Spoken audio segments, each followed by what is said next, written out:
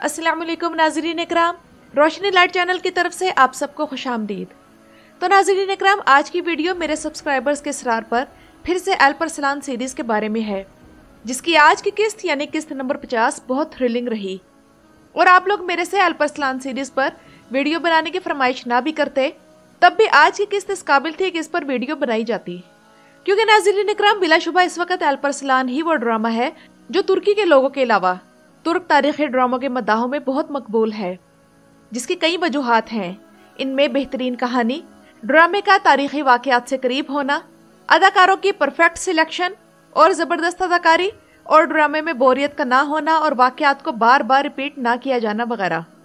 यही वजह है कि अब तक के एक सर्वे के मुताबिक तुर्की में इंटरनेट पर साल 2022 में सबसे ज़्यादा मशहूर होने वाली तारीखी ड्रामा सीरीज़ में अल्परसलान पहले नंबर पर है।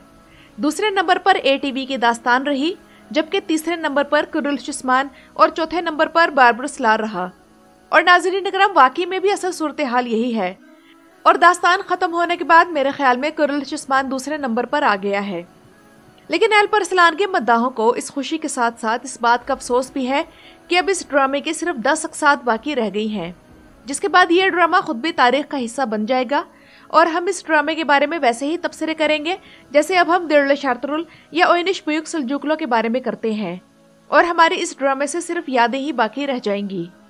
तो नाज़रीन इकराम, जैसा कि अब इस ड्रामे की 10 किस्तें रह गई हैं, तो जिस तरह बारबरस लार में किरदारों को जल्दी जल्दी ठिकाने लगाया गया था, अब इसी तरह अल्परसलान में भी होगा, ताकि कहानी को तेजी से आगे बढ़ाया जाए। क्योंकि एमरे कोनेक का प्रोग्राम यही है कि मलार्जगर 1071 पर इस ड्रामे का इख्तिताम किया जाए, जो कि तुर्कों की तारीख की सबसे मशहूर जंगों में से एक है। तो नाज़रीन इकराम, आज किस्त नंबर 50 की स्टोरी लाइन पर भी बात होगी, जबकि इसके अलावा जानेंगे आप लोग कि इस ड्रामे से जाने वाले बड़े बड़े 4 किरदार कौन से हैं, और इसके साथ ये भी कि किस्त नंबर 50 के कौन कौन से वाक़यात तारीख के मुताबिक थे और कौन से नहीं थे। तो बहरहाल, आप में से जिन मद्दाहों ने अभी तक किस्त नहीं देखी, तो ये वीडियो आप लोगों के लिए नहीं है। किस्त देखने के बाद ही अगर आप मेरी वीडियो देखेंगे तो आप लोग ज़्यादा इंजॉय कर सकेंगे। तो सबसे पहले बात करूंगी मैं कुतुलमुश बे के बारे में। और ये अदाकार 3 सालों में 3 मुख्तलिफ किस्म के किरदार अदा कर चुका है। इस अदाकार का नाम गोरकम अरसलान है, जिसने पहले कुर्रलुश में सावची बे का किरदार अदा किया। इसके बाद दास्तान में आर्तुक बे और अब अल्परसलान में कुतुलमुश बे के किरदार में नजर आया। और इन तीनों किरदारों में ये अदाकार अपनी अदाकारी की हाइट पर था, जबकि कुतुलमुश बे का किरदार इन बाकी 2 किरदारों से अलग था। एक ऐसा सल्जूकी शहजादा जिसका दूसरे शहजादे यानी अल्परसलान से सल्जूकी तख्त के मामले में असूली इख्तिलाफ था। कुतुलमुश समझता था कि वो अल्परसलान से ज्यादा इस ओहदे का हकदार है और उसे अच्छे तरीके से निभा भी सकता है, और अपनी इस बात को सच साबित करने के लिए वो जान पर भी खेल गया। सितारों का वसी इल्म रखने वाले कुतुलमुश बे के अपने सितारे गर्दिश में आ गए, और वो अल्परसलान से इख्तिदार की जंग हारने के साथ साथ जान की बाजी भी हार गया। और अब इसके बेटे अल्परसलान के पास इसकी अमानत है, यानी कि सुलेमान शाह और मंसूर बे। और इन्हीं में से नाज़रीन इकराम सुलेमान शाह अनातोलिया की सल्जूकी रियासत कायम करेगा। यहाँ कुछ लोगों को ये कन्फ्यूजन होती है कि वो ईरान की सल्जूकी सल्तनत और रोम की सल्जूकी सल्तनत को मिक्स कर देते हैं।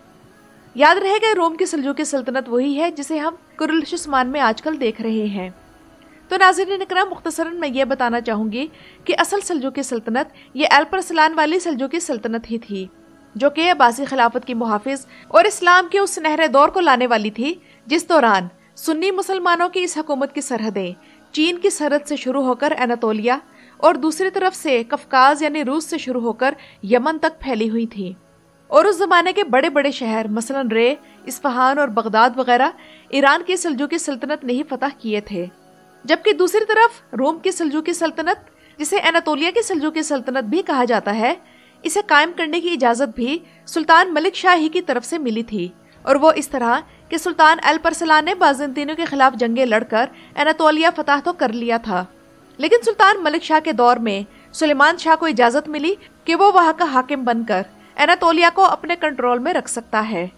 क्योंकि नाज़रीन इकराम, अनातोलिया का जोग्राफिया ऐसा था कि इस पर हुकूमत करना बड़ा रिस्की काम था, इसीलिए इस पर हुकूमत का हक सुलेमान शाह को दिया गया, जो कि इसका सही हकदार था।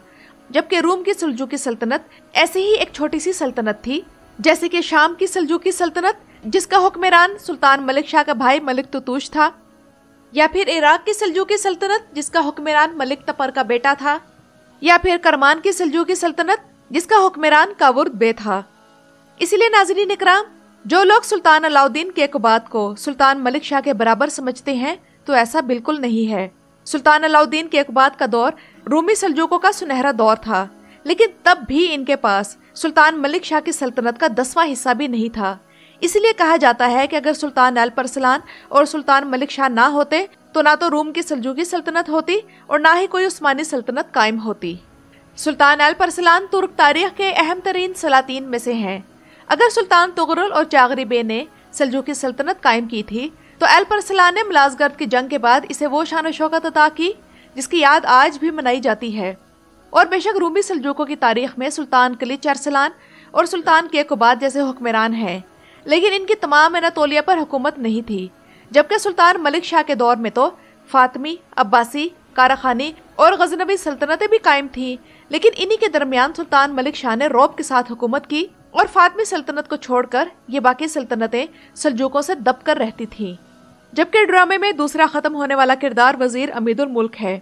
اور الپرسلان سے متعلق پچھلی ویڈیو میں نے بتایا تھا کہ جب سلیمان نکما حکمران ثابت ہوا اور اتنی بدترین حکمرانی کی کہ فوج اور عوام اس کے خلاف ہو گئی، تب وزیر امید الملک نے سلطان الپرسلان کے ساتھ صلح کر لی اور سلجوقی تخت کے لیے ان کی راہ ہموار کی۔ لیکن تاریخ میں امید الملک کا انجام یہ نہیں ہوا تھا جس طرح دکھایا گیا ہے، بلکہ امید الملک کے انجام کی تاریخ یہ ہے کہ اسے سلطان الپرسلان نے معاف کر دیا تھا، اور خواجہ نظام الملک کے وزیر اعظم بننے سے پہلے امید الملک نے چند ماہ وزیر کی حیثیت سے بھی سلجوقی محل میں ذمہ داریاں ادا کی۔ لیکن خواجہ حسن بے یعنی نظام الملک نے سلطان الپرسلان پر زور دے کر اسے قید کروا دیا، اور یہ قید میں تقریباً 1 سال رہا، جس کے بعد اسے قتل کر دیا گیا۔ جبکہ ناظرین اکرام، تیسرا کردار جو ہو سکتا ہے کہ اس ڈرامے سے نکال دیا جائے وہ ہے سلیمان، ایک بہترین جنگجو جو کہ سلطان بن کر اپنی عوام کا دل جیتنے میں ناکام رہا۔ جب تک الپرسلان کے ساتھ رہا بہترین تھا، لیکن سلطانی اور اقتدار کی ہوس نے اسے اندھا کر دیا۔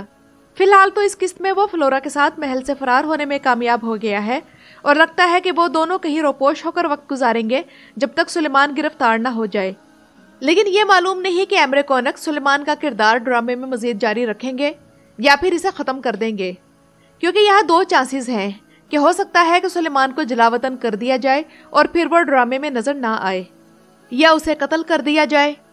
جبکہ دوسرا سینیریو یہ ہو سکتا ہے کہ تاریخ کے مطابق سلیمان کو قتل نہ کیا جائے اور الپرسلان اسے معاف کر دے، کیونکہ ناظرین اکرام، تاریخ کے مطابق سلیمان ملازگرد کی جنگ میں شامل تھا، تو اس کا مطلب یہی ہے کہ سلطانی کا بھوت اس کے سر سے اتر جائے گا اور ہو سکتا ہے کہ اسے معاف کر دیا جائے۔ لیکن وہ اس صورت میں کہ اگر ایمرے کونک سلیمان کا کردار ڈرامے میں مزید شامل رکھنا چاہیں، اور اگر سلیمان کو معاف کر دیا گیا تو سوچنے میں یہی بات آئے گی کہ اس اقتدار کی رسا کشی میں جو ہزاروں سپاہی بے گناہ قتل ہوئے، ان کے خون کا حساب کس سے لیا جائے گا؟